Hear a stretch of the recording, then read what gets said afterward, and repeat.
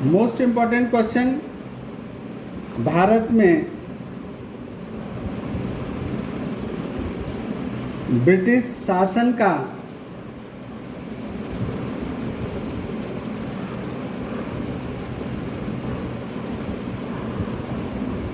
कोई सकारात्मक प्रभाव भी था क्या? भारत में ब्रिटिश शासन का कोई सकारात्मक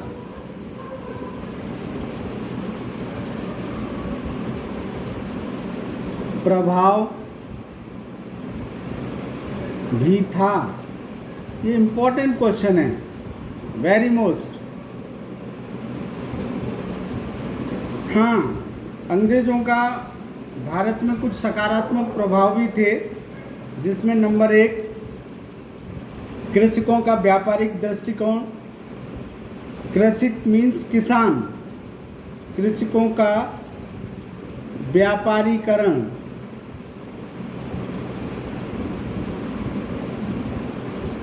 कृषकों का व्यापारीकरण दृष्टिकोण उनको ऐसा बना दिया था कि केवल जीवन निर्वाह के लिए न रह जाए, उसको व्यापार भी करना सीखें। नंबर 2 रोजगार के नए अवसर। जब कोई नया काम करेंगे तो उसमें एक किसान ही काम नहीं करेगा, और लोग भी काम करेंगे, इसलिए रोजगार के नए अवसर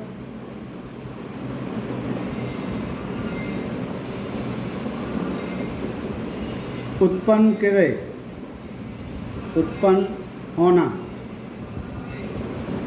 रोजगार के नए अवसर उत्पन्न होना।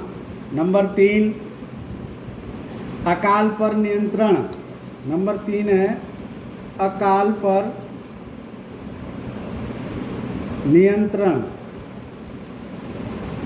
क्योंकि उस समय भारतीय लोग 75 से 80% लोग कृषि पर आधारित थे, तो उन्होंने उद्योग धंधों की तरफ उनको थोड़ा थोड़ा मोड़ना शुरू किया, ताकि थोड़ा सा जो बारिश नहीं हुई, सूखा पड़ गया, बारिश ज़्यादा हो गई, सूखा बिल्कुल पड़ गया, फसल खराब हो गई, तो अकाल पड़ने लगा, लोग भूख से मरने लगे। तो उस पर नियंत्रण कैसे किया, वो हुआ।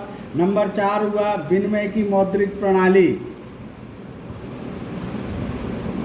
विनिमय यानी कि जो लेन देन था हमारा, उसकी मौद्रिक प्रणाली को अपनाया।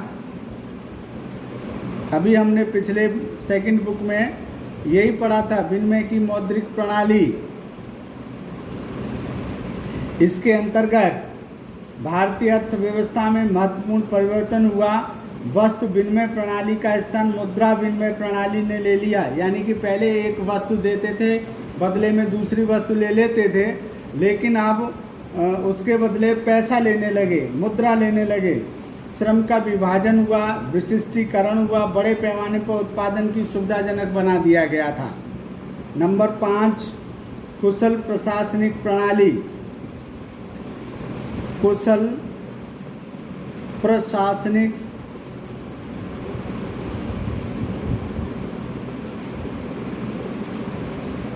प्रणाली। कुशल प्रशासनिक प्रणाली में क्या है, महत्वपूर्ण IAS PCS उन्होंने दिए, हमारे राजनीतिक निवेशकों को परकलित का काम किया। परकलित का मतलब उनको निखारा कि आप कैसे राजनीति करेंगे, कैसे अपने अंडर में एक पढ़े लिखे प्रशासन आप देश में कैसे चलाएंगे, उसके लिए उन्होंने नियम बनाए। तो ये मोस्ट क्वेश्चन है, क्या भारत में ब्रिटिश शासन का कोई सकारात्मक प्रभाव भी था? इन 5 पॉइंटों को आप बुक में देख देख के डिस्क्राइब करेंगे, ठीक है। इससे पहले मैंने अभी बताया है, हमने 2 पॉइंट कर लिए थे। तीसरा पॉइंट है ब्रिटिश शासन के अंतर्गत विदेशी व्यापार। इसमें पहला पॉइंट, विदेशी व्यापार बहुत खराब हो रहा था कि भारतीय किसानों की, भारतीयों की अंग्रेज़ों ने दयनीय स्थिति कर दी थी, क्योंकि कच्चा माल को यहाँ से ले जाते थे और उसका आयात करके हमें उच्च दामों पर और कर के साथ अधिक दामों पर बेचते थे। तो इसमें कुछ पॉइंट हैं। पहला पॉइंट है प्राथमिक उत्पादों का शुद्ध निर्यातक एवं तैयार वस्तुओं का शुद्ध आयातक।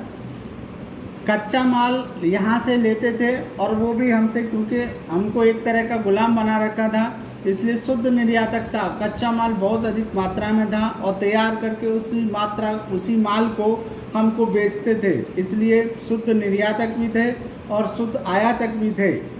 नंबर 2, भारत के विदेशी व्यापार पर एकाधिकार नियंत्रण, उनका अपना वर्चस्व था, क्योंकि माल वो हमसे लेते थे, हमें ही बेचते थे। भारत बाहर लोगों से, जो दूसरे देशों से माल आता था, वो बहुत महंगा और कर ज़्यादा लगा देने के कारण बेबस होकर हमें अंग्रेज़ों का ही माल खरीदना पड़ता था।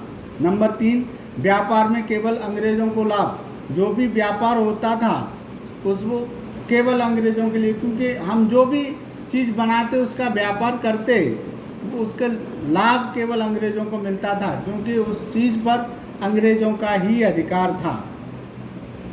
तो इस तरह से ये चैप्टर ख़त्म होता है। इसमें एक पॉइंट और मैं बताना चाहूँगा, वो अगले वीडियो में।